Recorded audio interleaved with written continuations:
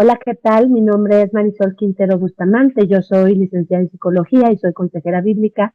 Y es para mí de verdad un gusto el poder estar con ustedes en esta clase que vamos a abordar temas sobre sexualidad del adolescente, que de verdad son de suma importancia para los consejeros y las consejeras bíblicas, para los ministros, para los siervos de Dios en general, que trabajamos con jóvenes y adolescentes.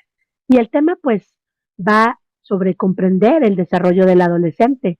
A veces pensamos que como ellos ya tienen una estatura grande, como se ven como personas grandes, pudiéramos creer que pues que piensan como grandes, pero la realidad es que el adolescente apenas está transicionando de niño a adulto y esto le va a tomar algunos años, no solo en su apariencia física, sino lo fundamental en sus redes neuronales, en sus procesos de pensamiento y en su funcionamiento corporal. Entonces vamos a ver primero cuáles son las características del desarrollo físico, hormonal y cerebral en la adolescencia. Vemos la siguiente diapositiva, por favor. Es importante saber que el adolescente está en un proceso de cambio constante, que su cuerpo todavía se está formando y que empieza a funcionar su sistema hormonal y cerebral con un cambio muy distinto, muy fuerte de las primeras etapas de la vida. ¿Por qué?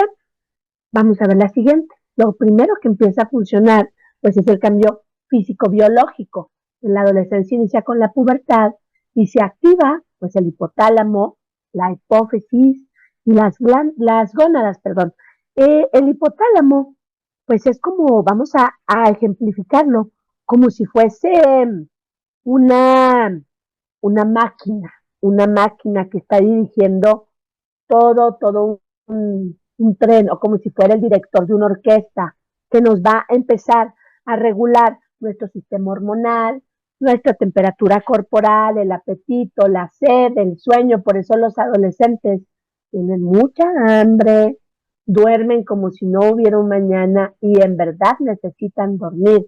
No es que sean perezosos, no es que no quieran levantarse temprano, es que su sistema les está exigiendo un poco de más tiempo de sueño.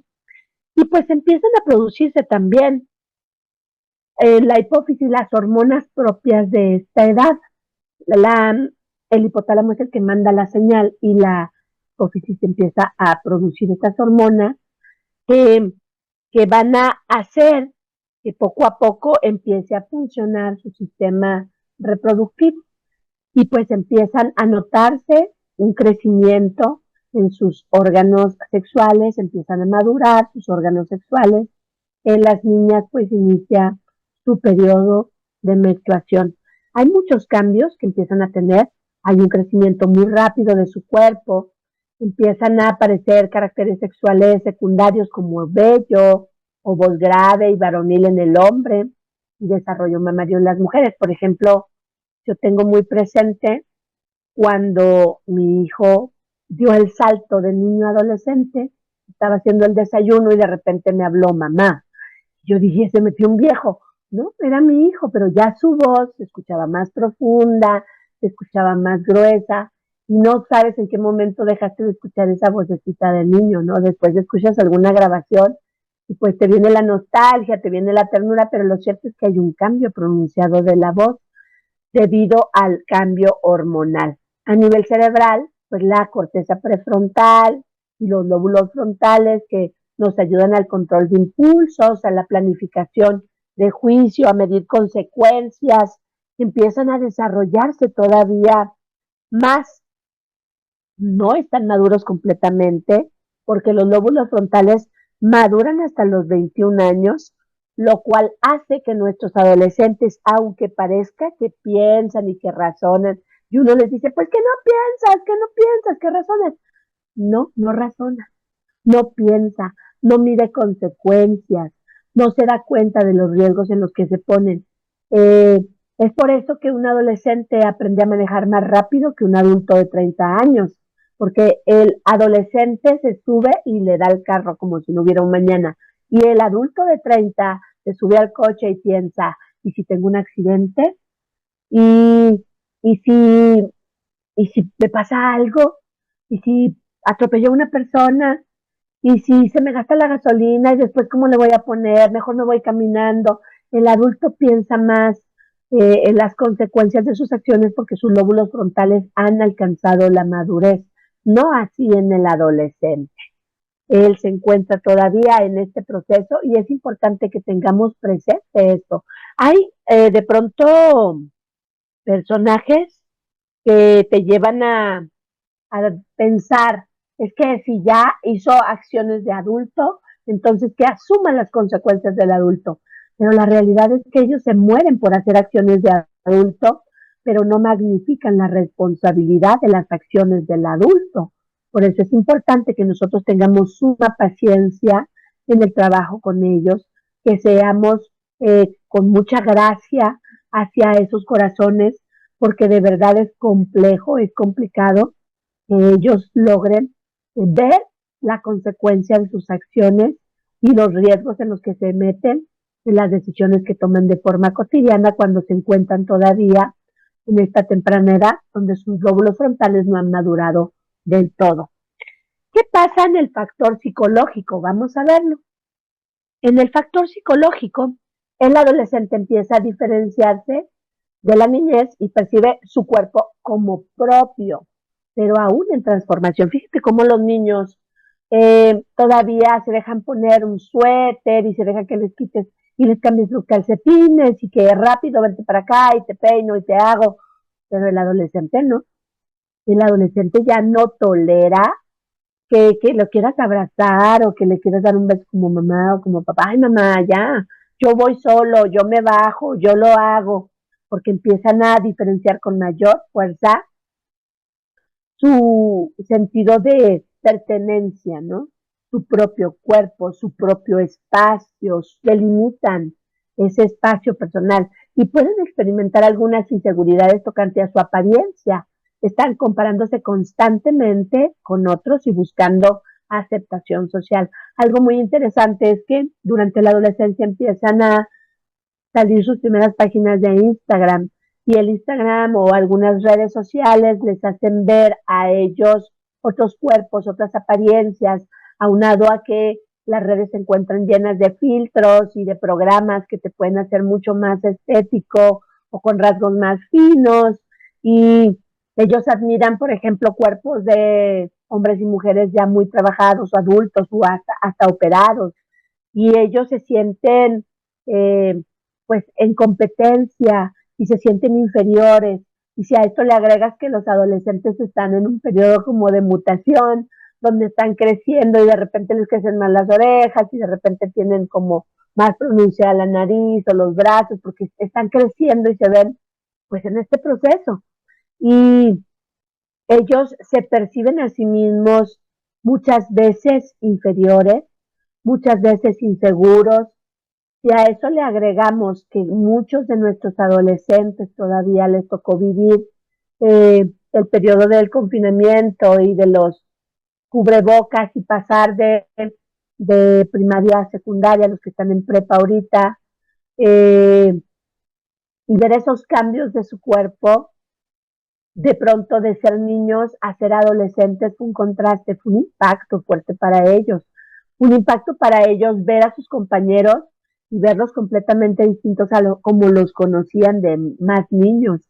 Entonces, esto genera en ellos inseguridad, incertidumbre, no saben si van a ser aceptables ante los ojos de otros, no saben si van a conseguir novio o novia, no saben si van a ser agradables, no saben si cumplen con los estándares que se les pide y generalmente tienden a sentirse menos. Y si nosotros como papás, por ejemplo, les estamos indicando constantemente las cosas negativas, que vaya, es nuestra función pulirles en estas cosas en que pueden ser mejores, pero no les reconocemos las cosas positivas, ellos empiezan a formar un autoconcepto disminuido que afecta profundamente su autopercepción, afecta profundamente su identidad y que esto puede vulnerarlos ante los ataques del entorno en el que se desenvuelvan.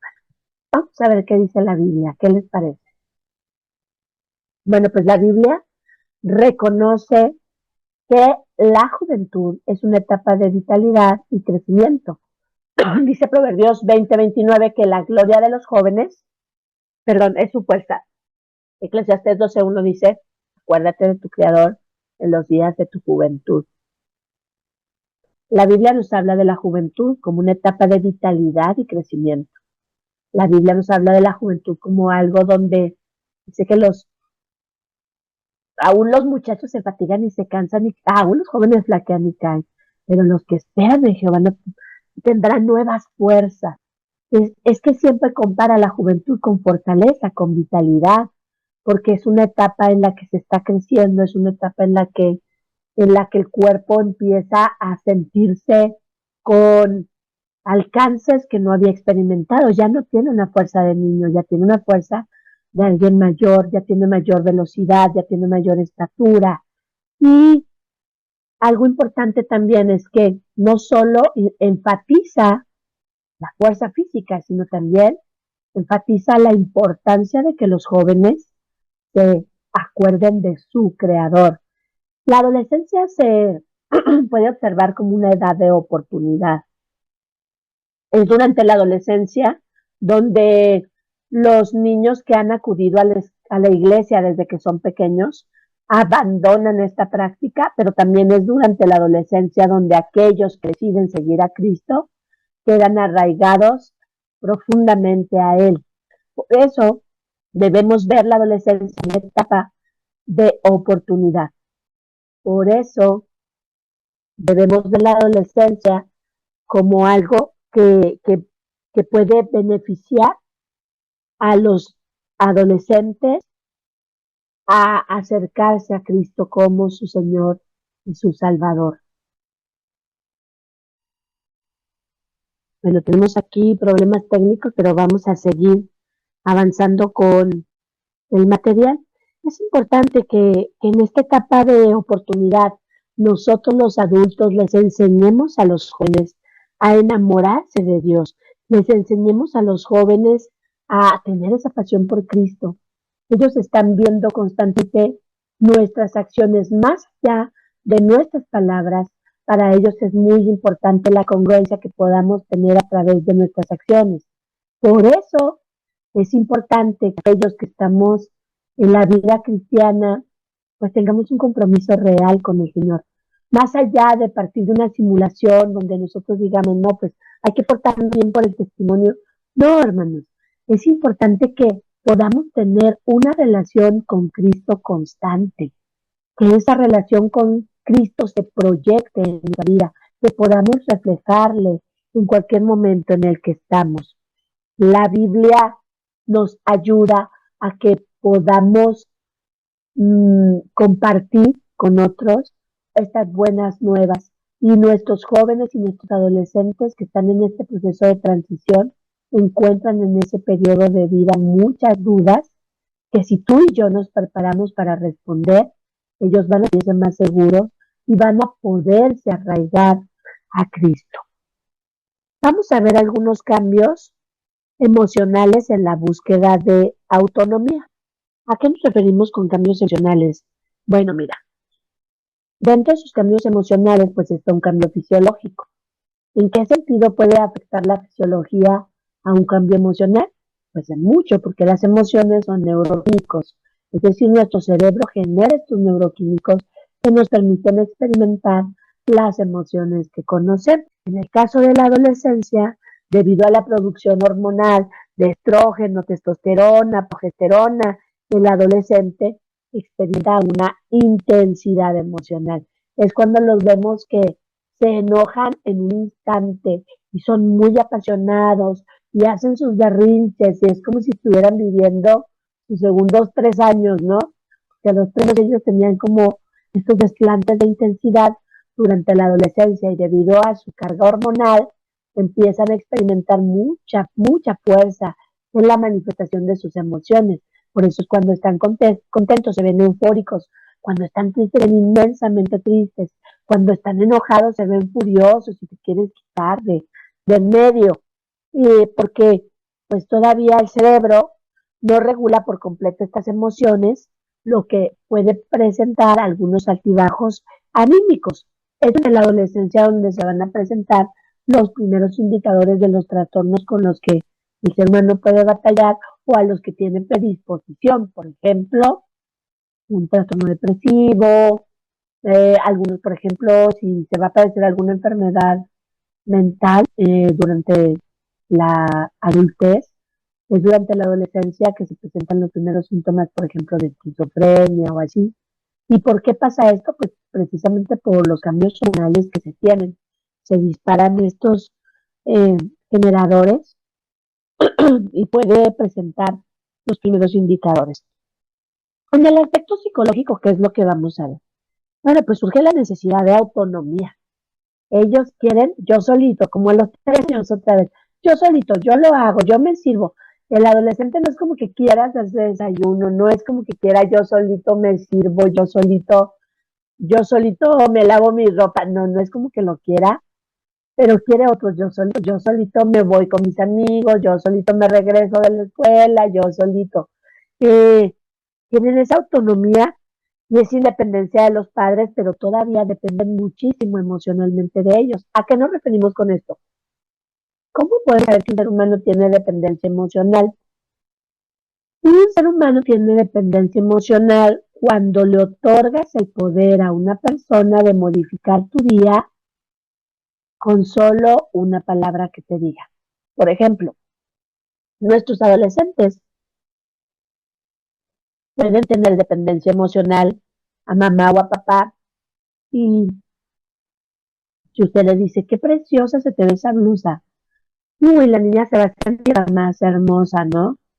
Y si cuando se la pone o van saliendo, tú le dices, es que esa blusa se te ve muy mal, no, no, no, ya no te la cambies, así déjatela porque ya vamos tarde, uy, la niña va a sentir que realmente se le ve muy mal y se va a sentir el patito feo todo el camino y todo el lugar en donde estén, porque les otorga un peso emocional a las palabras que tú le digas. Por eso estas frases como estoy decepcionado de ti son frases que debemos evitar en nuestros adolescentes. ¿Sabes por qué? Porque si de algo debemos tener claridad es que los adolescentes, igual que nosotros, se van a equivocar. Y los adolescentes no están para cumplir nuestras expectativas de papá y de mamá. Es más, ni siquiera están para cumplir las expectativas de Dios porque Dios no tiene expectativas de nosotros. El salmista dice que Dios se acuerda de que somos polvo. Dios sabe que nos vamos a equivocar. Dios sabe que vamos a pecar antes que nosotros mismos lo sepamos. Y nosotros como padres deberíamos saber que nuestros hijos adolescentes nos van a mentir, se van a equivocar y van a hacer lo malo porque son pecadores igual que tú, igual que yo. Entonces, en este tiempo es importante que les enseñemos a ser poco a poco independientes y que evitemos frases como estoy decepcionado de ti, ya sabía que no sirves para nada, eh, has decepcionado a la iglesia, has decepcionado a Dios, esas frases que muchas veces en el enojo o en la desesperación podemos decir afectan profundamente su mente y sus emociones, porque finalmente Dios sabe quiénes somos. El adolescente comienza a cuestionar reglas y valores recibidos, lo que lo puede llevar a conflictos familiares, como por ejemplo, ¿por qué tenemos que ir a la iglesia? ¿Cómo que por qué? Pues porque te lo digo yo, generalmente decimos los papás, ¿no? ¿Por qué tenemos que ir a la iglesia? Y usted te podría decir, ¿por qué tenemos que ir a la iglesia? No es como que un por qué tenemos que. Ajá. Lo cierto es que elegimos vivir de la mejor manera y nosotros como papás queremos enseñarte a vivir de la mejor manera.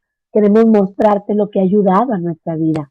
Queremos mostrarte lo que ha fortalecido nuestra vida. Y queremos que mientras estés en esta etapa formativa, nos permitas guiarte hasta que tú puedas tomar tus propias decisiones.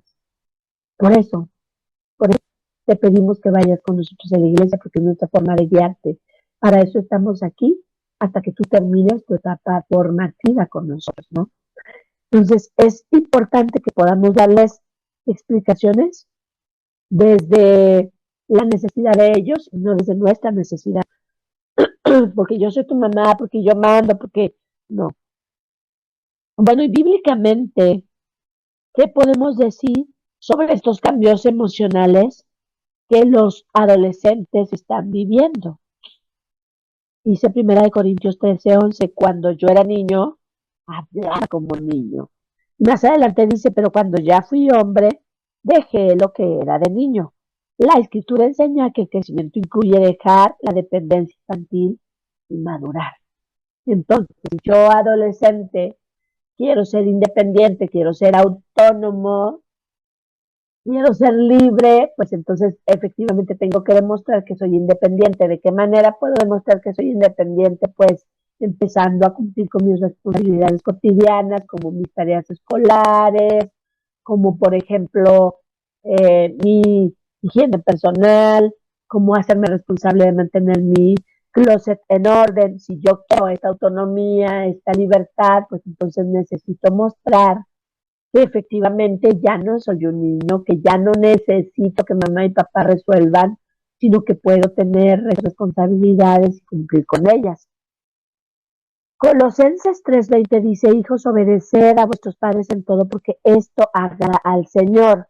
La búsqueda de autonomía debe ir acompañada de sabiduría y obediencia. Si desde temprana edad enseñamos a nuestros hijos que no hay mejor solución a nuestra vida que seguir a Jesucristo. Y desde temprana edad les enseñamos a nuestros hijos a través de nuestra vida a recurrir al Padre. Ellos van a ser testigos de múltiples milagros porque Dios habla hasta hoy. Y si nosotros recurrimos a Él en medio de la necesidad, Él nos responde. Y nuestros hijos van a ser testigos de esas respuestas de parte de Dios en la vida. Entonces, ¿qué cree que va a pasar cuando ellos se encuentran en dificultad? Van a buscar a Dios. Van a buscar a Dios. Y y esta búsqueda de Dios les va a permitir obedecer en el Señor, o sea, hacerlo para agradarle a Él, hacerlo por obediencia al Padre, no porque yo como mamá lo merezca, ni porque su papá lo merezca como papá, sino porque Dios se los está pidiendo a ellos. Y realmente Dios es tan fiel a nuestra vida que difícilmente podríamos negarnos ante Él. Bien, ¿cómo podemos ayudar o cómo se da este proceso de descubrimiento de la identidad y orientación sexual? Yo creo que este es un tema que nos compete a todos porque estamos en una etapa histórica en la que antes no pasaba esto, antes la gente no estaba buscando tan conscientemente su identidad sexual o su preferencia sexual. O sea, tú nacías siendo niña, siendo niño, y asumías esto a menos que tuvieras ciertas dificultades durante el desarrollo en un entorno familiar con ciertas características, pues podía modificar o cuestionar tu aceptación a la feminidad o a la masculinidad que estabas viviendo. Pero en la actualidad todos nuestros adolescentes se lo cuestionan porque es algo que se empieza a hablar desde temprana edad en los canales de televisión infantil, donde se tiene un mes del orgullo y donde ellos ya lo hablan como algo muy natural. Ellos lo dicen, es una mujer trans, un hombre trans, pero si este hombre que es trans, o sea que es biológicamente mujer, le gusta un hombre, entonces ellos dicen, es un hombre trans gay. Y dices tú, ¿cómo? A ver, hombre trans quiere decir que es una mujer biológica que se siente y se autopercibe como hombre y que le gustan los hombres y por lo tanto es gay. Pero en mi mente sería, pues es heterosexual. Pero en la mente de ellos no, porque ellos ya tienen toda una ideología que se fue construyendo no solo en la escuela se les dio esta información, no, no, no. Esta información se fue dando en todo el entorno social, en las redes sociales, en los programas de televisión, en las series, con los influencers, con la música, con todo lo que los rodea. Bueno, en el caso biológico, este proceso de descubrimiento de identidad y orientación sexual, pues será la maduración sexual y lleva a despertar interés afectivo y sexual hacia otros. Esto es muy importante. ¿Por qué? Porque todos podemos tener admiración por una persona. Yo puedo admirar muchísimo a una persona de mi mismo género, de mi mismo sexo, y no por ello sentirme atraída sexualmente hacia esa persona o erótico sexualmente hacia esa persona. Entonces, muchos jóvenes, muchos adolescentes admiran a hombres o a mujeres, es decir, a personas de su mismo sexo. Y cuando ellos verbalizan esto, inmediatamente en el entorno se les etiqueta y les dice, es que te gusta, es que a lo mejor eres gay, es que a lo mejor eres bisexual o eres pansexual. Y la realidad es que hemos llevado la tendencia de la admiración y de pronto la conversación se transforma en una hipersexualización. No todo lo que nos rodea debe llevar una connotación erótico-sexual. Sin embargo, hoy en día, cuando se manifiesta admiración por otro, inmediatamente lo asocian a una atracción erótico-sexual. Es muy importante que cuando algún joven o jovencita se acerca y nos dice, creo que me gusta tal persona, no lo tomemos como me gusta en el aspecto erótico sexual, sino que lo guiemos a ver que efectivamente hay cualidades que admira, hay cualidades que desea de esa persona, pero que no necesariamente es una admiración sexual o una atracción sexual, sino que puede ser una admiración, simplemente una admiración, no una atracción. Y ellos lo van a estar pensando en función de su sexualidad porque están experimentando sus cambios hormonales. El cerebro desarrolla áreas relacionadas con la empatía y la autoconciencia y esto facilita la construcción de la identidad. Si estamos hablando que este cerebro está desarrollando estas áreas de empatía y autoconciencia y la persona ve, por ejemplo, que tiene un padre ausente o que tiene un padre que, no sé, la niña ve que su padre es ausente, que su padre no tiene interés por las cosas de la casa, que la que resuelve siempre es la mamá, entonces ella no va a querer un compañero de vida varón, ella va a querer una mujer como su mamá, resolutiva, fuerte, trabajadora. Lo mismo un varón, ¿no? Un varón que ve que su papá a lo mejor es agresivo, que ve que su papá es dominante y o que puede ser un papá ausente o un papá este, que no expresa sus puntos de vista, pues este hijo puede pensar, yo no quiero ser así, yo no quiero identificarme con ese género, no me gusta, no me gusta. Si ser hombre se trata de pegar de gritos y de golpes, no quiero ser hombre. O si ser hombre se trata de ser un mueble en la casa, pues no quiero ser hombre, quiero ser como mi mamá. Uh-huh. Entonces, sí, por muchos años se hizo investigación sobre la homosexualidad, hablando de hombres y mujeres. Y estas investigaciones no se pueden simplemente tirar al bote de basura, ¿no? En boga de, pues, de una ideología de género. Tenemos muchos datos que nos dicen los estragos que generan en la formación de la personalidad y de la identidad, un padre ausente, una madre dominante, un temperamento melancólico, una exposición temprana a la sexualidad con temas inapropiados para la edad. Son múltiples factores que sí van a llevar a cuestionarse si el género que tiene es el adecuado. Y si a esto le agregas que está normalizado que te cuestiones si quieres ser el género con el que naciste físicamente, pues eso abre una puerta muy amplia si sobre todo estamos hablando que debido a sus cambios físicos y a sus cambios psicológicos, ellos no quieren acatar las reglas, ellos quieren estar en rebeldía, en franca rebeldía, y si tú les has dicho tú eres niña y te debes vestir como niña y vas a conseguirte un día un novio, ella hasta por rebeldía va a empezar a decir que tiene un género distinto, ¿no? Por eso es tan importante que sepamos acompañarlos en medio de este proceso, no desde lo punitivo, no desde el enojo, sino desde el cuestionamiento. A todos nos ayudaría a aprender a, a dialogar con nuestros adolescentes desde las preguntas. desde que el pensamiento de ellos empiece a reflexionar y a cuestionar aquello que se les ha impuesto como una ley de vida, ¿no? Esto es lo que es la ideología.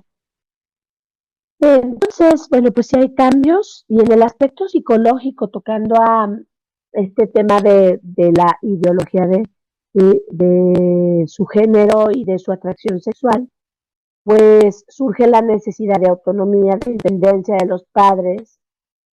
Decíamos esto, ¿no?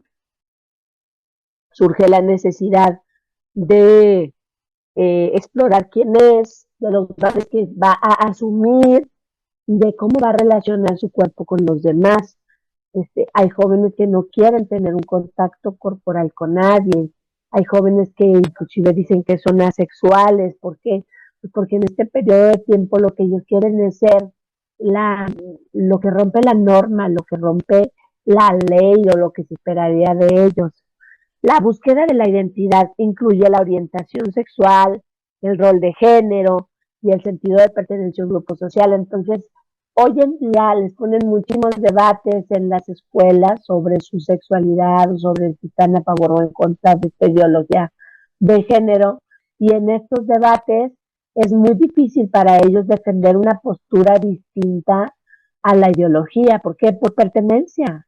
Porque si alguno de ellos dice, yo creo que se nace con un género, todo el grupo se le va a echar encima y entonces lo van a empezar a tratar como religioso, como fanático, como si estuviera equivocado, cuando se supone que para poder eh, gozar de nuestra libertad de expresión debemos permitir el cuestionarnos, debemos permitir el que haya posturas distintas de pensamiento y donde cada uno tenga el derecho de expresar lo que piensa y lo que tiene duda o las preguntas que surgen.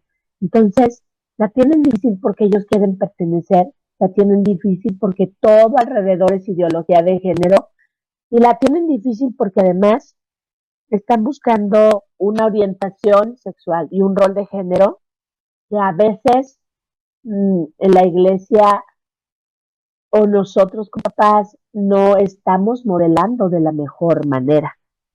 ¿Qué dice la Biblia al respecto? Bueno, la Biblia es muy clara cuando afirma que la identidad humana se funda en ser creados a imagen y semejanza de Dios. Génesis 1:27. Me encanta esta parte. Cuando yo era jovencita, me molestaba mucho hablar de este pasaje en Génesis. Creó Dios al hombre, a imagen de Dios lo creó, dice varón y hembra los creó. Y luego cuando habla acerca de Adán y dice, no es bueno que el hombre esté solo, haré ayuda idónea para él. Y cuando yo escuché, ya entrando en mi adolescencia, la frase ayuda idónea, yo salté, ¿no? Yo salté de incomodidad porque yo dije, ¿cómo ayuda? Mira, yo soy la tercera hija de 5, o sea, yo soy el sándwich. Y esta tercera hija de 5 fue la primer mujer, entonces yo fui el brazo derecho de mi mamá. Entonces, si alguien ayudaba en la casa era yo ayudé a todo, yo ayudé desde los 6 años a hacer desayunos, yo ayudé a criar a mi hermano menor, yo ayudaba siempre y la verdad es que el ayuda era algo que me abrumaba muchísimo porque yo quería jugar, yo era una niña. Pues cuando yo entro en la adolescencia y leo ayuda idónea, era algo que me movía y hasta cierto punto me molestaba porque yo decía, yo no quiero ser ayuda.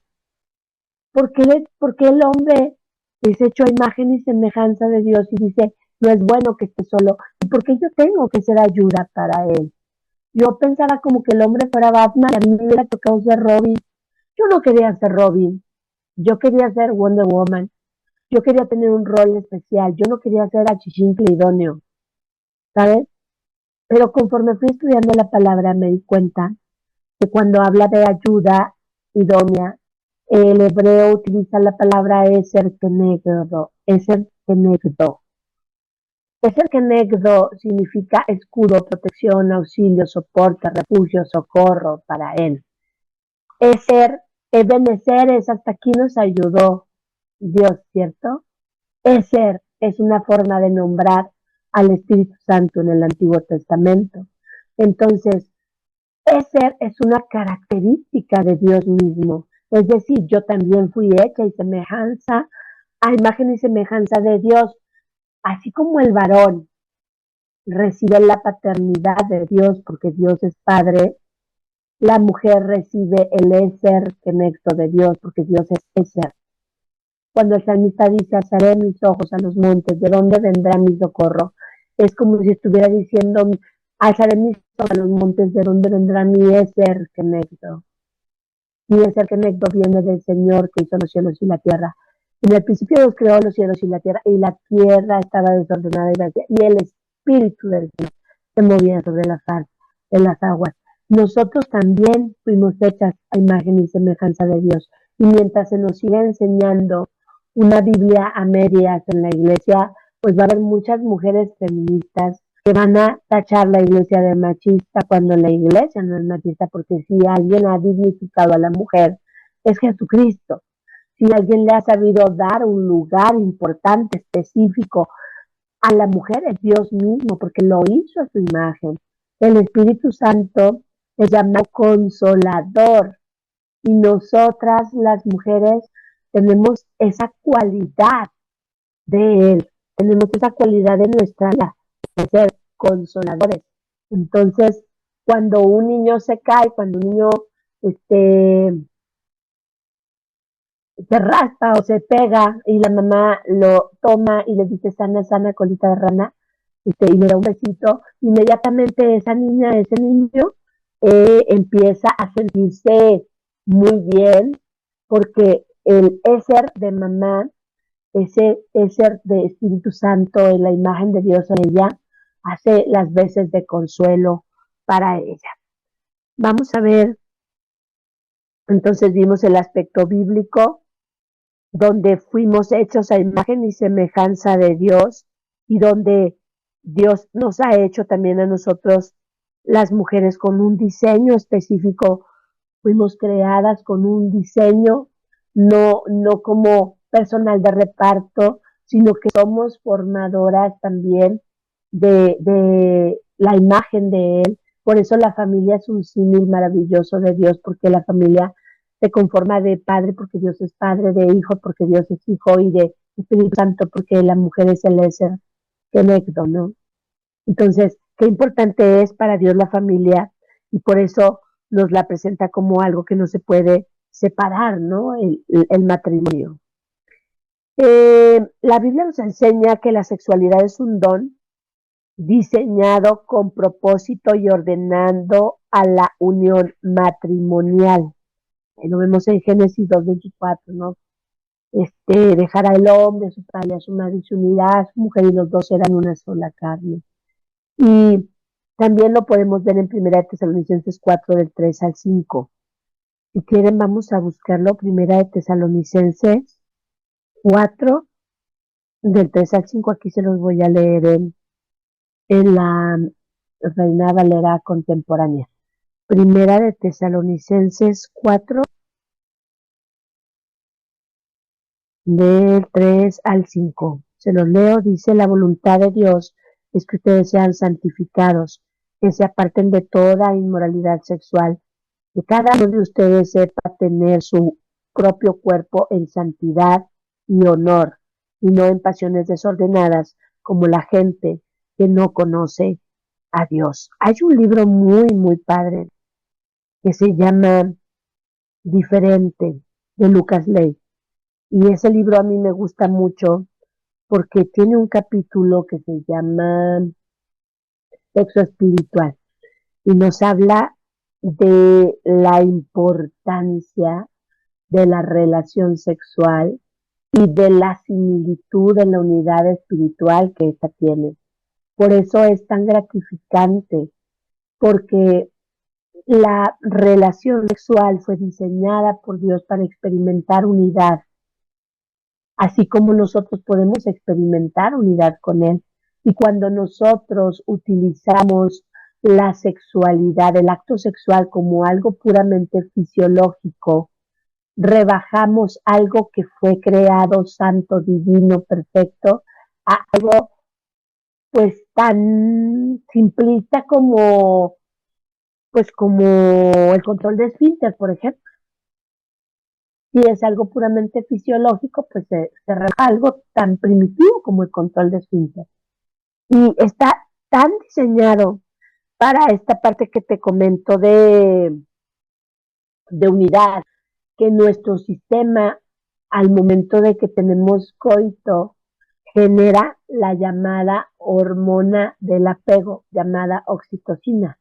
Entonces, no es cierto, podemos tener un vínculo sexual sin un vínculo afectivo, porque biológicamente esto es imposible, dado que durante el coito nuestro sistema nervioso genera oxitocina, y esta oxitocina, hormona del apego, que también se libera durante la labor de parto, para poder generar vínculo con aquel bebé que nos hizo experimentar tantísimo dolor al momento de nacer, y generar vínculo con aquel bebé que, que siempre está llorando. Entonces es importante esta hormona del apego porque nos hace amarlos y paralelamente nos permite olvidar el dolor que nos generó. Entonces, y esa misma hormona se genera durante el coito, claro que vamos a empezar a experimentar un vínculo con la persona con la que estamos teniendo relaciones sexuales. Y no solo esto, el coito nos va a hacer olvidar situaciones de dolor que esa persona nos genere. Por eso es algo tan importante que no debemos minimizarlo ni reducirlo a un acto puramente fisiológico, porque fue diseñado para generar una unidad tan profunda, de modo que podamos sentirnos uno con el esposo o la esposa.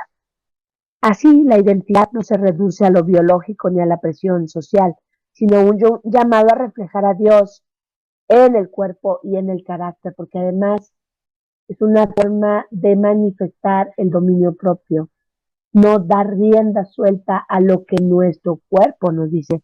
Nosotros no tenemos instinto como los animales. El libro de Psicología General de Diana Papalia llama pulsión a lo que los animales tienen como instinto, en el ser humano se conoce como pulsión. Y es pulsión porque puede ser controlado por los pensamientos del humano. A mí no me va a dominar mi deseo sexual, a mí no me va a dominar mi deseo de cualquier cosa que venga a ser instintivo en un animalito. En lo mío se llama pulsión como ser humano desde el libro de Psicología de Diana Papalia. Dios nos hizo seres con voluntad y es importante que enseñemos a nuestros adolescentes a tener un dominio propio. ¿Y de qué manera? Pues no exponerse a estas situaciones. Si nosotros le damos a la hipófisis del control total, a esta maquinaria que domina las hormonas, en cuanto se sienta eh, estimulado eróticamente, claro que va a querer, perdón, dar rienda suelta al deseo de esto, ¿no? El despertar del deseo y la necesidad de límites saludables. ¿Cómo se despierta en el aspecto fisiológico? Pues las hormonas sexuales generan el despertar del deseo. Esto es natural, pero requiere regulación y educación para no crear conductas de riesgo. Claro que va a tener deseo, porque el cuerpo fue diseñado para ello, porque así como tenemos receptores neuronales, tenemos receptores erógenos, y estos receptores erógenos, al ser estimulados, ¿qué van a generar placer? De hecho, este es uno de los conflictos más grandes que tienen las personas que han sufrido abuso sexual. Al ser estimulados en sus receptores erógenos, han experimentado por momentos una situación placentera porque son receptores erógenos, están conectados al placer. Y esto les hace sentir sumamente culpables porque no quieren que el abuso se dé a cabo, pero una parte de ellos recuerda haber experimentado placer. Y esto los confunde profundamente. Debemos hacer conciencia en nuestros adolescentes que tenemos receptores erógenos, pero que esos receptores erógenos se activan solo ante la estimulación. En el caso de la mujer, la estimulación puede ser auditiva, también puede ser kinestésica. En el caso del hombre, la estimulación puede ser desde los ojos, al ver o al tener conversaciones inapropiadas, ¿no? O sexuales. El sistema de recompensa del cerebro hace que el adolescente busque placer inmediato, lo que aumenta la importancia de establecer límites. ¿Qué pasa con esto del sistema de recompensa? Mira, tus lóbulos frontales, decíamos, no están maduros del todo. Cuando una persona experimenta gratificación inmediata, se lanza una dosis masiva de dopamina en el sistema nervioso. Esta dosis masiva de dopamina es generadora de mucho placer, pero sumamente adictiva. ¿Cómo se generan estas dosis masivas de dopamina? Por ejemplo, cuando se ve pornografía. Cuando se ve pornografía, él experimenta una excitación sexual. Los receptores erógenos se activan. Está listo para mantener un coito, vamos a decirlo así, y empieza a experimentar placer inmediato porque no tuvo que esperar, no tuvo que cortejar, no tuvo que aguantar los desplantes de otra persona, sino que solamente recibió la parte de la gratificación. Y tú sabes que para tener una pareja se requiere un cortejo y se requiere una búsqueda y se requiere iniciar una conversación y planear una salida y luego te requiere invertir, ¿no? Hasta en tu imagen. Y de pronto nuestros jóvenes están descubriendo que pueden tener este placer inmediato, erógeno, sin necesidad de interactuar con otro ser humano. Y esto empieza a convertirse en una adicción porque esta dosis masiva de dopamina va pidiendo una mayor exigencia y va bloqueando también la madurez y la conexión de los lóbulos frontales a la parte racional. Por eso se ha incrementado el uso de pornografía desde temprana edad y por eso durante el confinamiento se incrementó no solo el uso de pornografía, sino el contenido de pornografía más fuerte, pornografía de violencia o inclusive pornografía incestuosa. Esto se estuvo reportando en los canales de pornografía que existen en Internet como datos estadísticos. Entonces, es terrible porque se genera una resistencia como cualquier adicción y lo que antes le generaba placer empieza a generarle menos placer y va a requerir de más estimulación y de información más desvirtuada. ¿Cómo es esto de que la dopamina posterga busca la recompensa inmediata y no le gusta postergar la recompensa? Vamos a pensar en la época de antes, vamos a pensar este, cómo las abuelas llevaban el sistema de apartado, ¿no? Y entonces apartaron la primer consola que tuvieron en la familia, que era como esas tornamesas, ¿no? Donde tenías los LPs y donde a veces tenían tele y ponía su música con su tocadiscos y se juntaban a tener fiesta. Pero para poder comprar una consola era tan cara que había un sistema de apartado. Entonces tú ibas a la tienda y decías que querías apartar una consola y la apartabas con un porcentaje y semana a semana ibas llevando un abono, pero no te entregaban la consola. Tú ibas y poco a poco ibas pagando hasta que dabas el último abono, te decían ya le vamos a llevar su consola. Y ese día que llegaba la consola después de tantos meses de estar pagando el apartado, había fiesta en la casa, se invitaba a los vecinos y todos eran muy felices con la consola. Y cuando esas consolas dejaron de funcionar, las abuelitas no las tiraron. Las abuelitas las siguieron usando y las decoraron con esos mantelitos que tejen las abuelitas y donde ponían figuritas de cerámica, porque para ellas era como wow, o sea, un gran logro, ¿no? Porque les tomó tiempo alcanzar esta gratificación.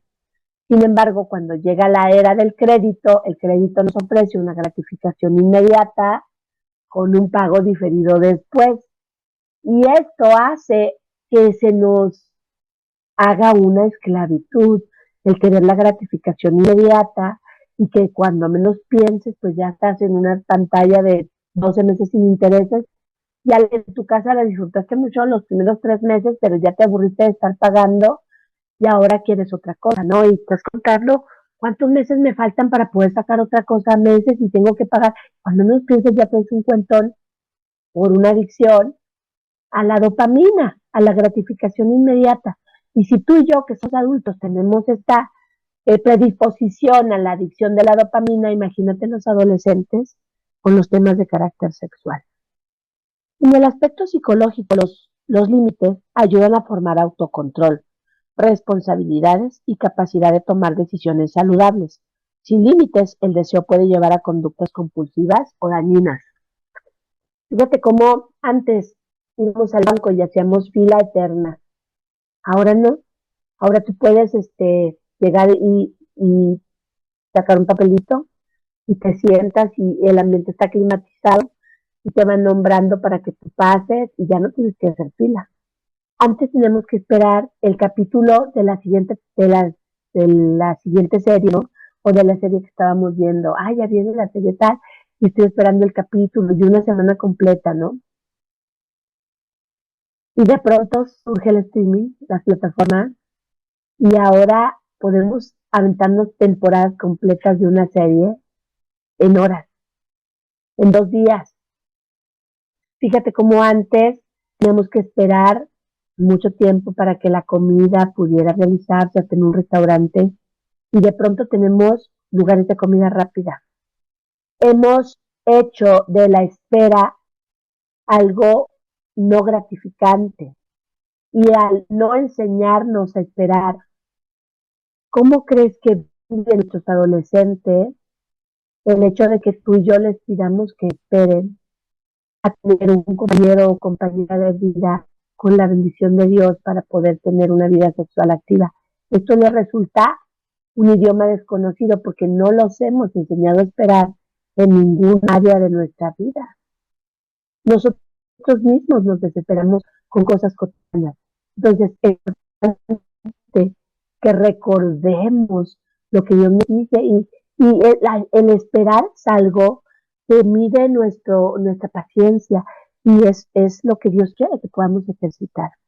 La Biblia no condena el deseo, pero enseña a disciplinarlo. Segunda de Timoteo 2:22 dice, huye de las pasiones juveniles y sigue la justicia, la fe, el amor y la paz. Los límites saludables son vistos como expresión del amor de parte de los padres y de Dios, porque la Biblia dice que el Señor al que ama, disciplina.